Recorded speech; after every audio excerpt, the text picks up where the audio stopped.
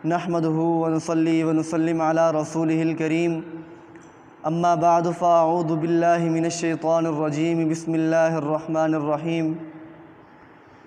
کی محمد سے وفا تو نے تو ہم تیرے ہیں،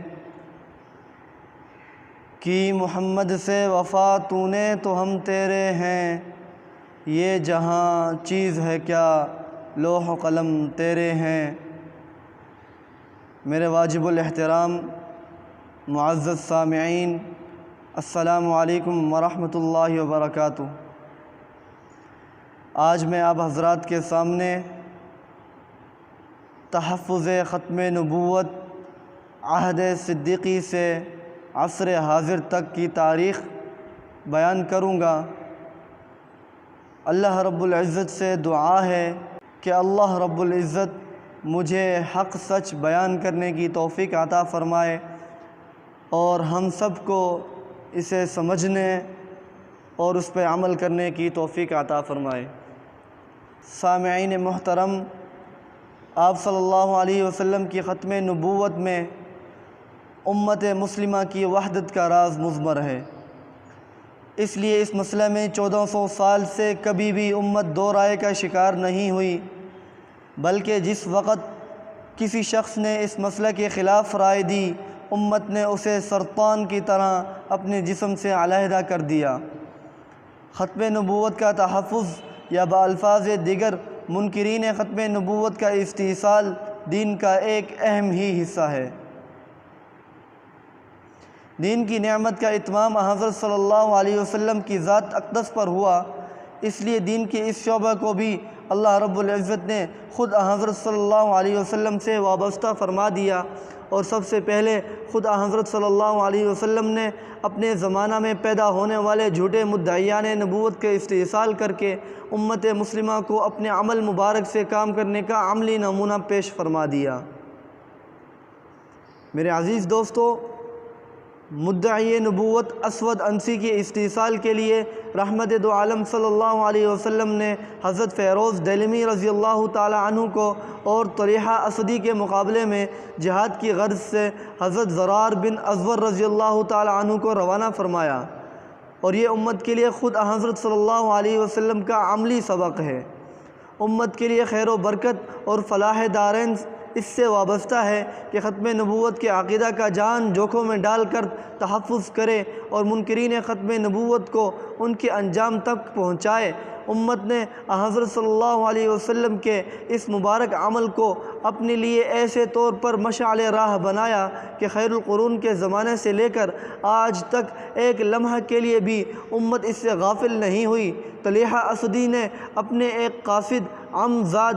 حیال کو حضور اکرم صلی اللہ علیہ وسلم کے پاس بھیج کر اپنی نبوت منوانے کی دعوت دی۔ طلحہ اسدی کے قاصد کی بات سن کر رحمت دو عالم صلی اللہ علیہ وسلم کو بہت فکر دامن گیر ہوئی، چنانچہ آپ صلی اللہ علیہ وسلم نے تحفظ ختم نبوت کی پہلی جنگ کے پہلے سپہ سالار کے لیے اپنے صحابی حضرت زرار بن ازور رضی اللہ تعالی عنہ کا انتخاب فرمایا اور ان قبائل اور عمال کے پاس جہاد کی تحریک کے لیے روانہ فرمایا جو طلحہ کے قریب میں واقع تھے۔ حضرت زرار رضی اللہ تعالی عنہ نے علی بن اسد سنان، ابو سنان اور قبیلہ قضا اور قبیلہ بنو ورطہ وغیرہ کے پاس پہنچ کر ان کو حضرت صلی اللہ علیہ وسلم کا پیغام سنایا اور طلحہ اسدی کے خلاف فوج کشی اور جہاد کی ترغیب دی۔ انہوں نے لبیک کہا اور حضرت زرار رضی اللہ تعالی عنہ کی قیادت میں ایک لشکر تیار ہو کر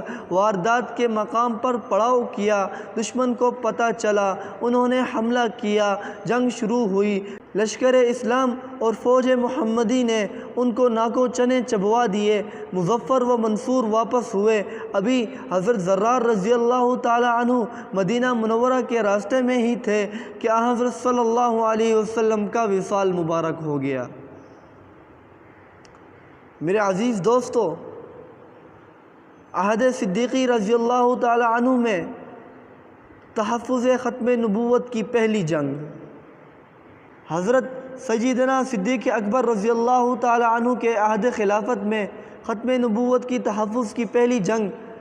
جنگ یمامہ کے میدان میں مسیلمہ کذاب کے خلاف لڑی گئی۔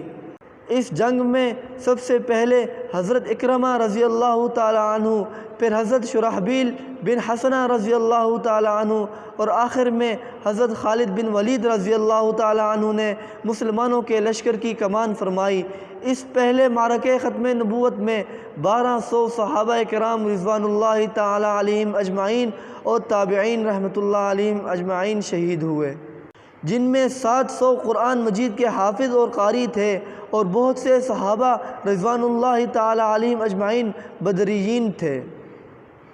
حضرت سیدنا صدیق اکبر رضی اللہ تعالی عنہ نے حضرت خالد بن ولید رضی اللہ تعالی عنہ کو لکھا کہ مسیلمہ کذاب کی پارٹی کے تمام بالغ افراد کو بجرم ارتداد قتل کر دیا جائے، عورتیں اور کم سن لڑکے قیدی بنائے جائیں، اور ایک روایت کے مطابق مرتدین کے احراق کا بھی حضرت صدیق اکبر رضی اللہ تعالی عنہ نے حکم فرمایا۔ لیکن آپ کا فرمان پہنچنے سے قبل حضرت خالد بن ولید رضی اللہ تعالی عنہ معاہدہ کر چکے تھے۔ معاہدہ اس طرح ہوا کہ حضرت خالد بن ولید رضی اللہ تعالی عنہ نے مسیلمہ کے ایک ساتھی مجاعہ کو گرفتار کر لیا تھا۔ جنگ کے اختتام پر اسے قید سے رہا کر کے فرمایا کہ اپنی قوم کو قلعہ کھولنے پر تیار کرو۔ مجاعہ نے جا کر عورتوں اور بچوں کو پگڑیاں بندھوا کر مسلح کر کے قلعہ کی فصیل پر کھڑا کر دیا اور حضرت خالد رضی اللہ تعالی عنہ کو یہ تأثر دیا کہ بہت سا لشکر قلعہ میں جنگ کے لیے موجود ہے۔ حضرت خالد رضی اللہ تعالی عنہ اور مسلمان فوج ہتھیار اتار چکے تھے۔ نئی جنگ کے بجائے انہوں نے چوتھائی مال و اسباب پر مسلمہ کی فوج سے صلح کر لی۔ جب قلعہ کھول دیا گیا تو وہاں عورتوں اور بچوں کی سوا اور کوئی تھا نہیں۔ حضرت خالد رضی اللہ تعالی عنہ نے مجاعہ سے کہا کہ تم نے دھوکہ دیا ہے۔ اس نے کہا کہ اپنی قوم کو بچانے کی خاطر ایسا کیا، باوجود ہے کہ یہ معاہدہ دھوکہ سے ہوا، لیکن حضرت خالد رضی اللہ تعالی عنہ نے اس معاہدہ کو برقرار رکھا۔ مسیلمہ کذاب کو حضرت وحشی رضی اللہ تعالی عنہ نے قتل کیا تھا، اور بدایہ کی ایک روایت کے مطابق طلیحہ کے بعض ماننے والوں کی خاطر بزاخہ میں قیام کے دوران 1 ماہ تک ان کی تلاش میں پھرتے رہے تاکہ آپ ان سے مسلمانوں کے قتل کا بدلہ لیں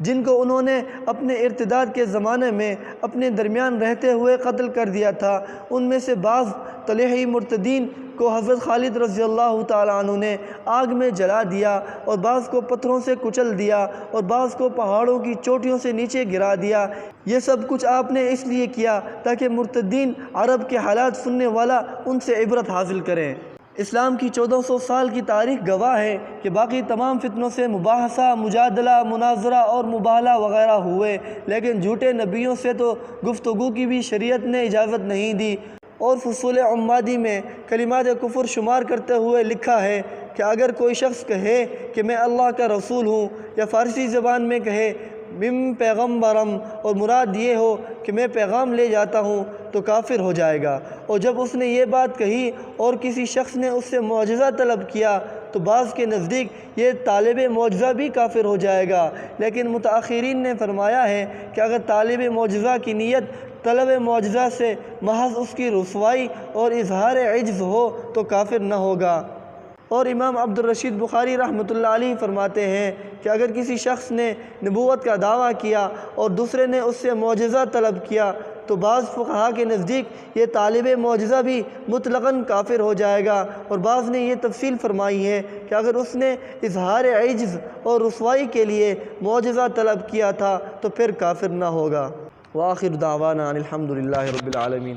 میرے عزیز دوستو، اگر آپ کو یہ ویڈیو اچھی لگی ہو تو آپ اسے لائک کریں اور شیئر کریں تاکہ اور لوگ بھی اس سے فائدہ اٹھا سکیں اور اس فتنہ قادیانیت سے بچا جا سکے، اور کمنٹ کر کے اپنی رائے سے آگاہ بھی فرمائیں۔ جزاک اللہ۔